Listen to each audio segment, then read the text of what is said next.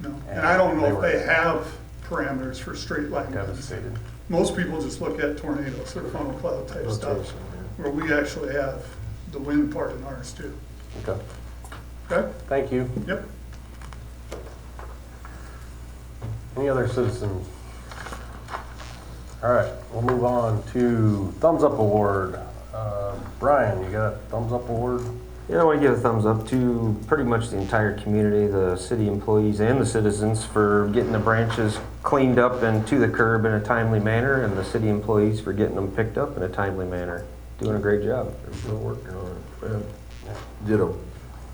Yeah, same here, as well as our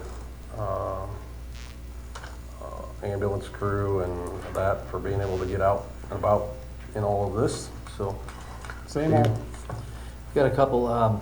Battalion Chief John McGregor, he's secured funding for a new defibrillator, $58,000 Yeah, that was from great. the opioid money from the supervisors. And then he presented at our Iowa Court Reporters Association on the CPR and AED and did a wonderful job.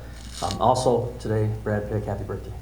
oh, I didn't know it was his birthday. So that's not why he's out, but anyway, happy birthday, Brad. Consent items. Under the consent items, we have an approval of the June 17, 2025 regular meeting minutes, a list of bills for period ending 6/30/25, renewal of liquor license for Jim's Burgers, Sweet 16 Lanes, and a new 5-day liquor license to Bachers, certification of the municipal utility liens. That will require a roll call as it's a resolution. Appointments, urban revitalization tax exemption requests, and 2025 industrial road sanitary sewer extension change order.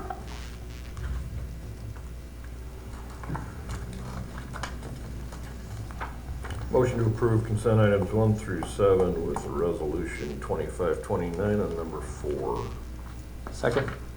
I have a motion and a second. Any further discussion? Roll call, please. Bruns, Yes. Wick, Yes. Sturgeon, Yes. Goodchild. Yep. Motion carried.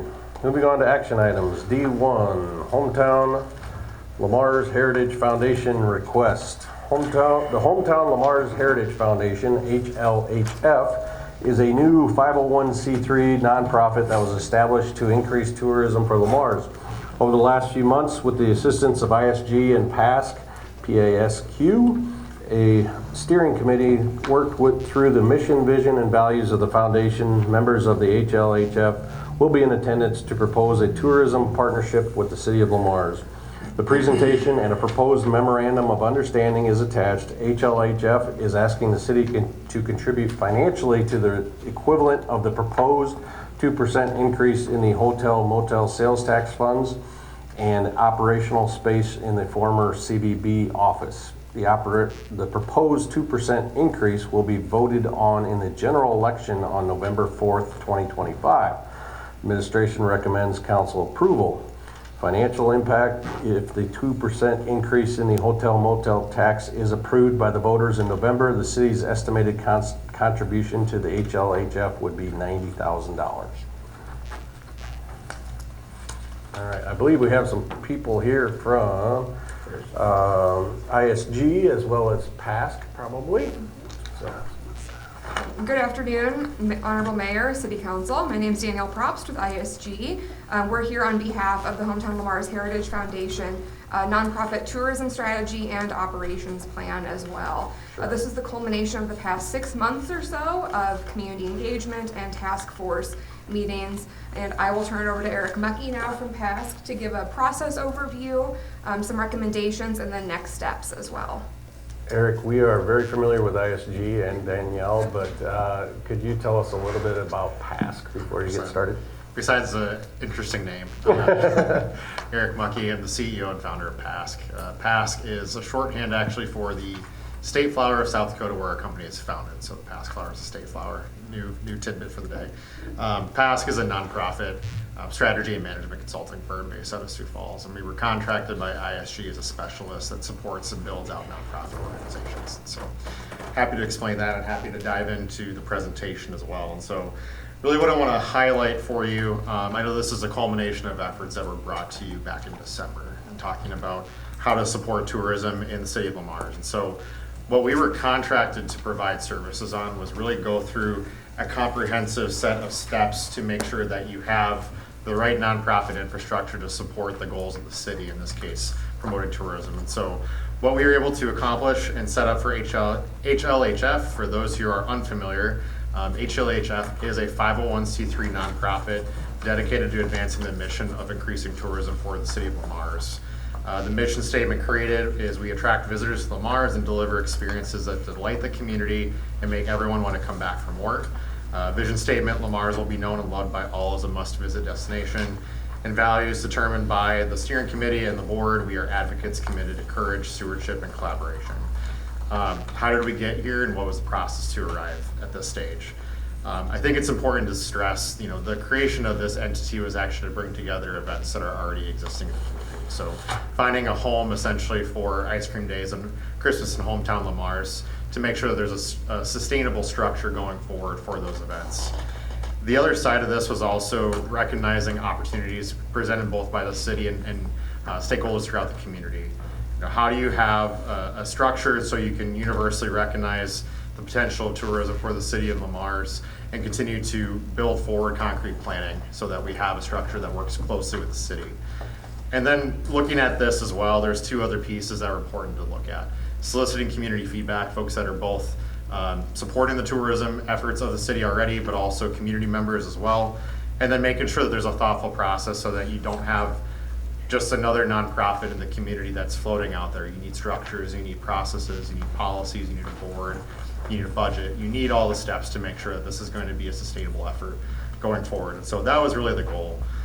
So first, I do want to thank the folks that were involved in the process. There's a steering committee brought together, brought forward to the city, and so specifically, Mr. Mayor, thank you for that effort. I want to thank Mark Hall and Jason Takura as well. Mike and Cheryl Wells were involved as founders of this nonprofit, as well as Adam Baumgartner and Michaela Brown.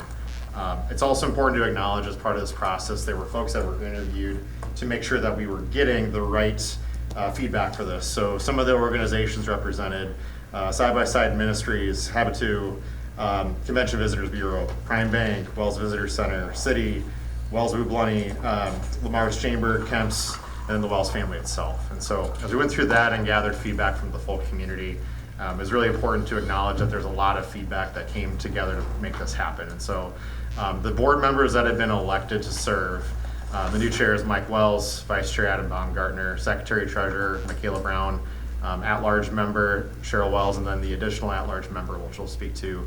We'd like to make sure that Brad Pick, as a representative of the city, is involved in that board as well.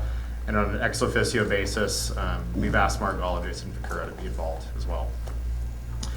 So how did this process play out? What we tried to do to make sure we get to a final scope, and I'll explain a little bit in a second what was produced for this, is that ultimately we wanted to make sure first that we're actually getting feedback from folks in the community, what is actually needed in terms of tourism.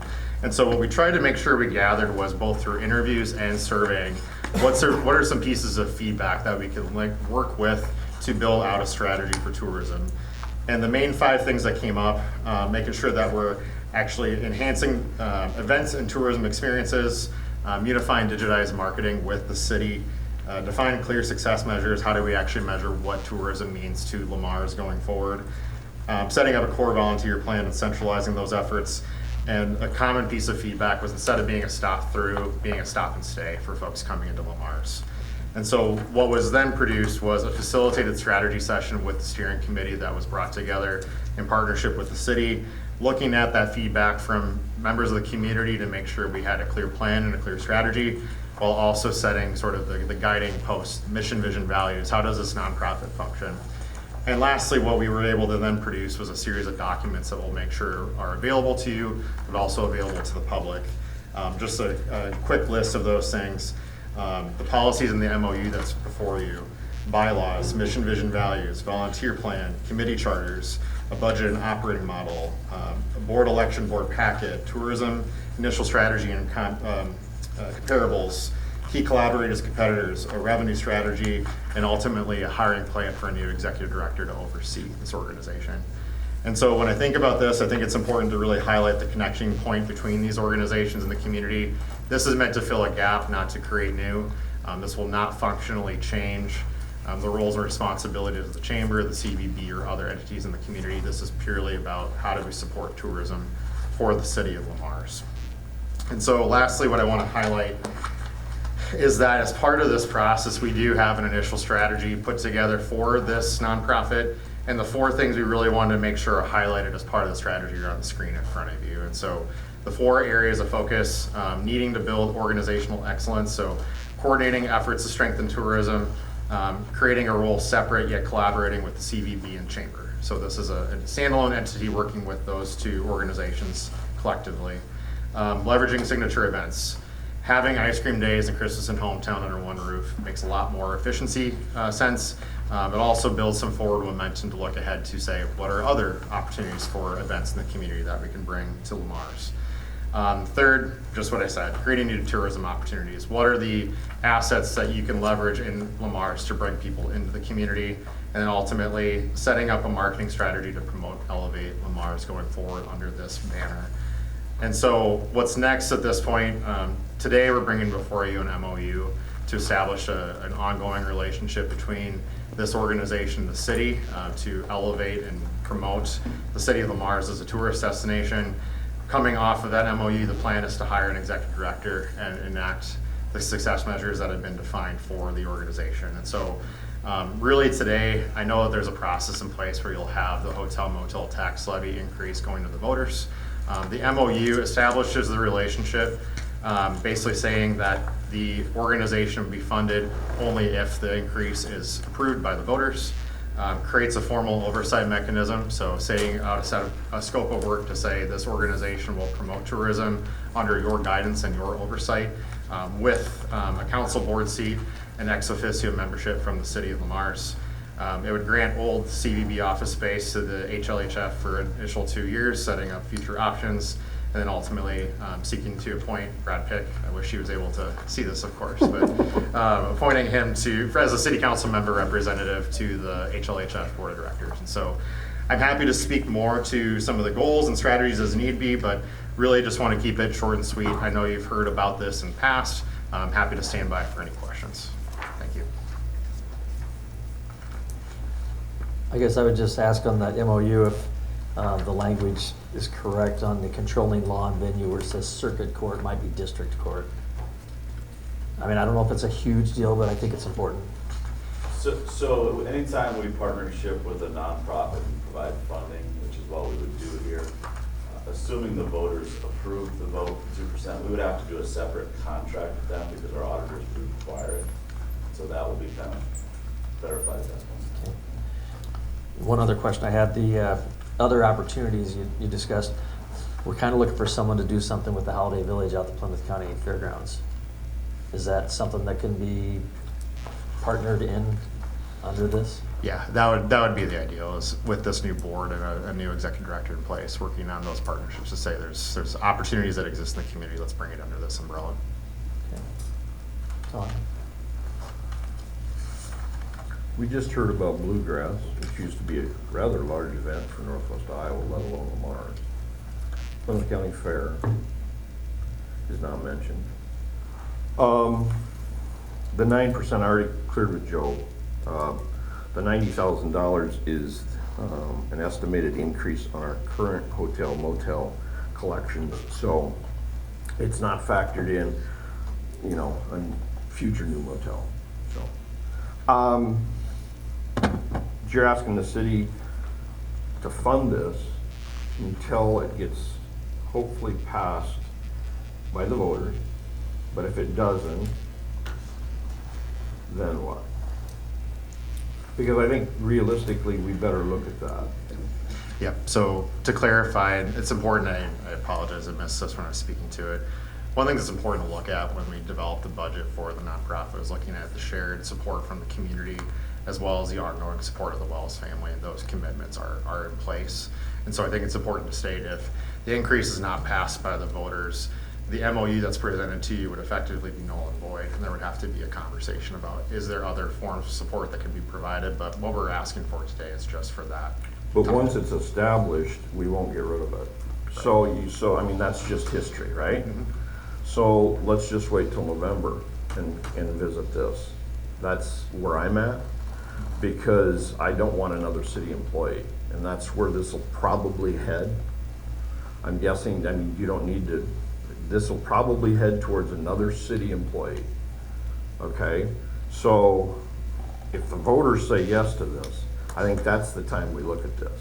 I see no reason to look at it right now, myself. Well, it's a nonprofit, I think, so Yeah, there's no intention of it being a city employee. it wouldn't be brought under the. To work for the HLHF Foundation, right? Yeah. Yep, just to clarify, this would be a nonprofit employee, not a city employee. Because when it was first run by us, back Yeah. last year, it was talked about being a city employee. So I if think there was that's some changed, discussion there, but so if that's not the changed, intention. I mean, because Mark's position was brought on as a city position where it never was before. Yep. Neil, his predecessor, was a chamber, so. So, yeah, to clarify, this is an employee of the nonprofit. This will not be going to the city. The request is for city funding at a future time. Right now, it's setting up a relationship between the two to say, the work is already happening of this nonprofit. Let's make sure that you have city oversight of that process. And to verify, you're not asking for money up front. That would occur after the vote. Yeah. Correct. We won't even get any of that hotel motel tax money until after January 1st, because that'd be the effective start date of the increase. Mhm. So this memorandum of understanding is really from January 1 through mid-July of 2027, so it's about an Yeah. 18-month MOU, which will get converted to a contract in the event the voters pass the increase. And And in that contract, we're gonna also have to further monetize a dollar amount, right? Because there's no dollar amount in this MOU, it's just a phantom number. So more will get ironed out. That was gonna be my next question, is it 90,000 or is it 2% of what we actually get? 90 was just an example, Brian, based Okay. off of, So it's- What we've it's actually received this 2% of year. the actual receipts. Yep. yeah, it'll be So the based- whole increase would go to this, the whole increase. That's what's being proposed, yeah. Right. My other concern is, it seems to me like the same names appear on a lot of these committees. And I think we missed the footprint. Mr. Mullally is a senior, is a perfect example of someone who has a couple great ideas, had a history. Plymouth County Fair. It's a big event for the area. So I'm concerned about that too. And I'm still leaning on until the vote, then let's make these decisions, but that's just me, so. If I may clarify for the council, one thing that's important to keep in mind is this is a starting board where there's actually room to expand that board. And so this is a starting point to say, these are the 5 folks that started out. There is room to expand the board should there be more interest and an ability to increase more people That's good. involved. I like that. Any folks And I also want to representing have the, one quick addition there too. With the input meetings that we had as part of those stakeholder meetings, we talked to people that were involved in the Plymouth County Fair too. And it's recognized as an event that draws a lot of tourists to the community. So there was a lot of respect paid for the Plymouth County Fair during Okay. those conversations. any folks from the HLAF that want to speak to? I'd like to ask, how do we get these people here? Is it a survey that's done, who pays for that? And also, if they checked with the residents around during hometown Christmas, if they have any issues with like shutting the streets down and stuff like that, or if we can change the spots for it. Sometimes when you bring people in on Nick, surveys. this isn't the time for citizen discussion, but Oh. thank you. Any representatives from the HLHF committee that want to speak to why we need to act on it now, or that was one of the concerns? Not to put anyone on the spot. All right, I'm Mike Wells, 366 16th Street Southeast. Really good dialogue and good questions. I'd like to address several things. This memorandum of understanding is an opportunity to bring the city into the oversight and the vision for tourism as it stands today. Whether we like it or not, 25 years ago, the Wells family decided to open an ice cream parlor that today draws over 400,000 people to your community. They spend their money, they pay their taxes, and it does a great thing for our community. Christmas in Hometown and Ice Cream Days have turned into must-attend events and bring people into our community who spend their time and their money. Those things are all being done independent of the city. Tremendous amount of resources being spent by others, and the opportunity to share this and to set it up for sustainability.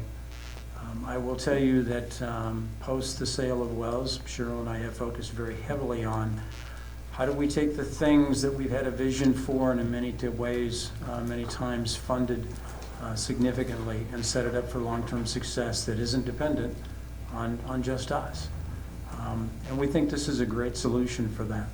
We've worked really hard in putting the right structure together, bringing in consultants. The question was asked, how did this get paid for? It got paid for by the people that are represented on that board today in an effort to get it right and with the opportunity to expand. I would advocate that agreeing to a memorandum of understanding that is reliant on the passing of that additional 2% is the thing that we would ask the council to do today, because there's still a lot of planning to be done. Truth is, independently, all of these festivals, all these things have been happening with the time and the effort and the resources of others. These festivals are not going to stop. They're going to need to continue to go on. And there's a lot of planning to be done between now and the first of the year. The expectation is that the HLHF really doesn't take over these events and doesn't come into fruition until after the first of the year, formally. And there's a lot of transition to be done. There's a director to be hired. There's things to be done. And so it would be best if we could walk out of here today with an agreement of a memorandum of understanding that's contingent on the passing of that additional. I do think that it's, and it got brought up, right? You're talking about a 2% increase on the existing base, but a rising tide floats all boats. Our most recent hotel motel survey shows that we're at least 2 hotels short. And so the opportunity to bring more people into our community, to garner more support and generate more taxes for people that, not on the backs of our citizens, but on the backs of those folks that come to visit our community and enjoy the time. I could stand here all day and tell you stories of people from all over the country that now see Lamar's as a destination for tourism and